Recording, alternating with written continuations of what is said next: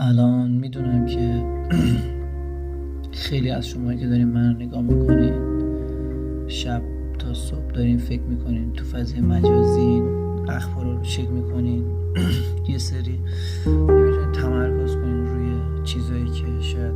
سرنوشتش دست من و شما نباشه، ولی اون کپاسیتی، اون ظرفیت مغزی که همه ماها داریم تا یک حدی رو میتونه هندل کنه و از یه جایی به بعد کاملا شما رو داره توی حالتی قرار میده که البته منم خودم هستم، ذهن درگیر شده، تمرکز نداری، فوکوس نمیتونی بکنی رو کارت، انگیزه نداری، بیحالی،